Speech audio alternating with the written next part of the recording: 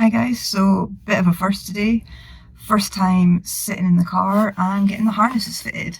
So just try to get them adjusted so you can see there through the steering wheel that they still need to come up a little bit, but it's the first time we've actually had the 6-point harness in the car. So yeah, we're getting there.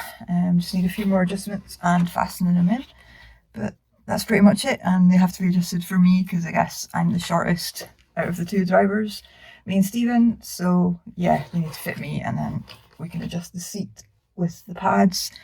And yeah, just get it fitted for both of us. Welcome back to day 837 of working on a Mini. Today, quite a bit to do. I've got to get harnesses bolted in. Then after I get the harnesses in, obviously I need to take the seats out to do that because we need to drill into the seats. So seats out, harnesses in, carpet in. So I want to put the carpet back in because I just do not like all this exposed wiring, metal. It annoys me. It doesn't look neat. Then I can get like center console and stuff back in, just to tidy things up a bit. So there's all that to do. We've got an ultra gauge to fit.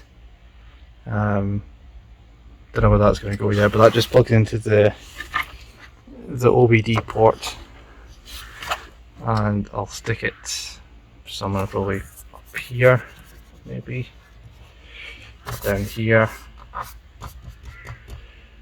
I'm not sure yet. Yeah, we've got that to fit. We're going to be using that for primarily just for the inlet air temperature, because these things, if you don't know these cars, once the sensors pick up that it's got over a certain inlet air temperature, I think it's 60 degrees Celsius, then it starts pulling timing and basically you start losing power. So yeah, I want to fit that, so we know what we're dealing with, and then come up with solutions to bring the IATs down. But first of all, I need to move that red door pull, because when you're sitting in the seat you can't reach it. So I'm going to move it to this one here, which you can reach. So yeah, I'll get on to that. That's better. So yeah, which is a bit more easier to hand to actually getting the door closed. Right, next job. So I've started drilling the holes for the eye bolts for the harnesses. So I've got the two back ones in, which we need for the lap belt. So they're in, nice and tight. So I've got these two under here, which would be for the crotch strap. Pretty simple. All I'm doing is using a step drill. Marked out my holes.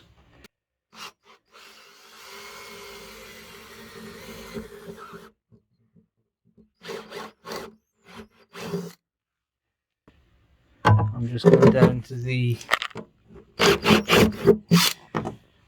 10mm bit, and then an eye bolt. That just slides in nicely, and then we get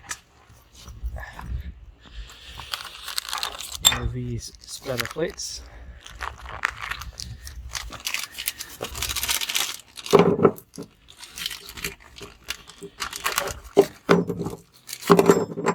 And this goes on the underside.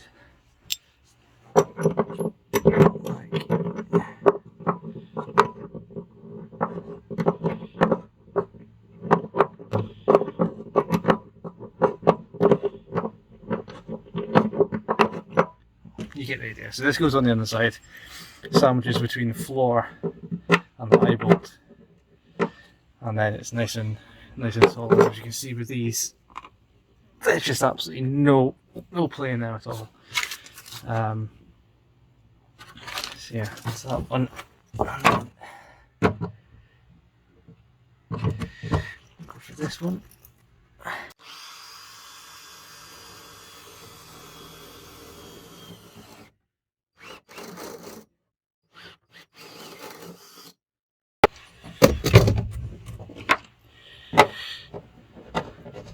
And if you get it just right, actually, it's a really nice tight fit.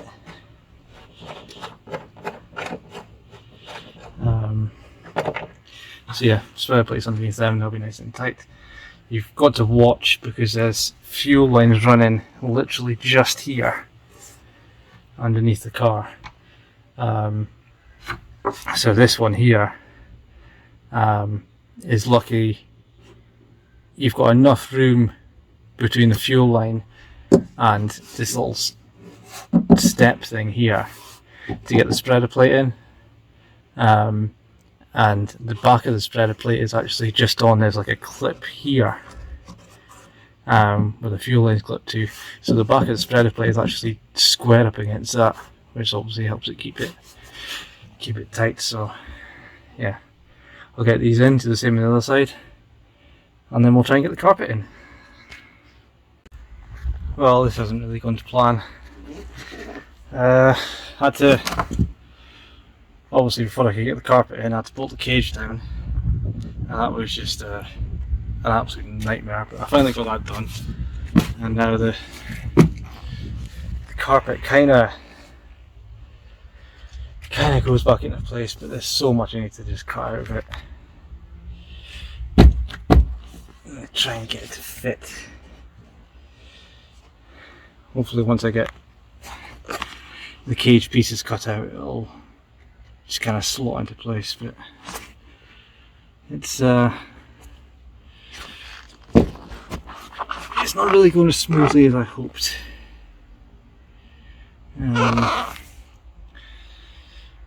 Yeah, start hacking away with a Stanley knife, I think, but kind of running out of time today.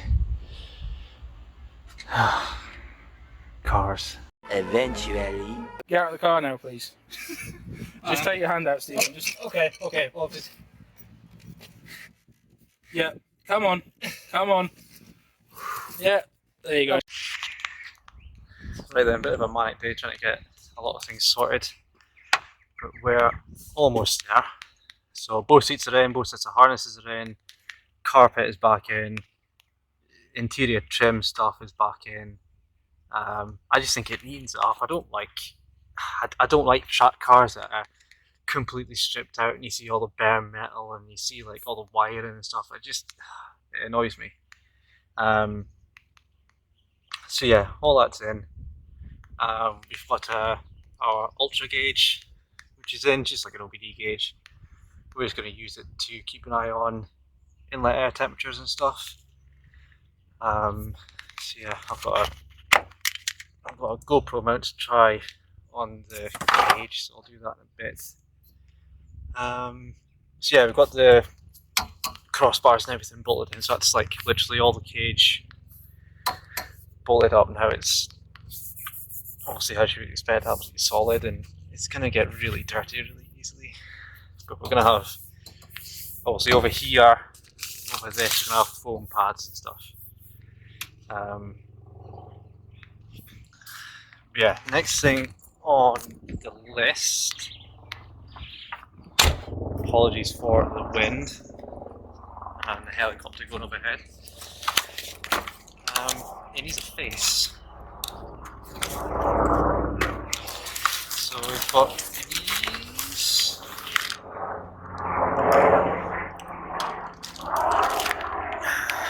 I'll open them up, I'll put them on, but here's it with no face. And it has a face, kind of. Top grill went out okay, but the bottom one, I think this is another bit of trim which needs to come off, which means taking the bumper off again. I don't really have time to do that tonight, so top grill it is. If we get a bit of time tomorrow, I'll maybe have a look at doing it. But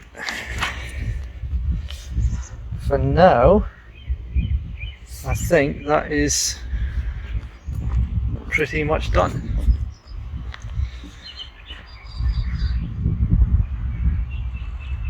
Yeah, truck car.